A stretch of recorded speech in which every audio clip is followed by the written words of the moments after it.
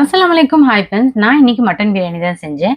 நான் நெறைய வாட்டி பிரியாணி செஞ்சாலும், அரிசிக்கு எவ்வளவு தண்ணி போடுவீங்கன்னு கேட்டிருக்கீங்க. அதே மாதிரி இஞ்சி பூண்டு அரைக்கும்போது, இஞ்சி எவ்வளவு போடுவீங்க? பூண்டு எவ்வளவு போடுவீங்கன்னு கேட்டிருக்கீங்க.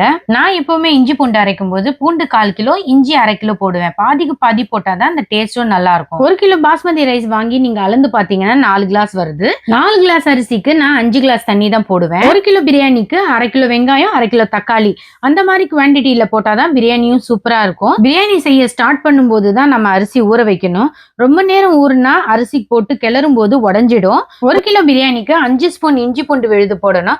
நாம கரெக்டான அளவு மசாலா போட்டு தண்ணியும் கரெக்டான அளவு போட்டோம்னா அரிசியும் உடையாம உதிரி உதிரியா வரும். ஏன் நாம தண்ணி கம்மியா போடுறோம்னா தக்காளி சாறு, தயிர், லெமன், மட்டன் வேக வைக்கிற தண்ணி எல்லாம் போடுறதுனால நம்ம தண்ணி அளவு கம்மியா போடணும். இதே மாதிரி சிக்கன் பிரியாணிலயும் தண்ணி வரும். பார்த்து கவனமா செஞ்சீங்கன்னா இந்த மாதிரி அரிசி உடையாம நல்ல உதிரி உதிரியா வரும்.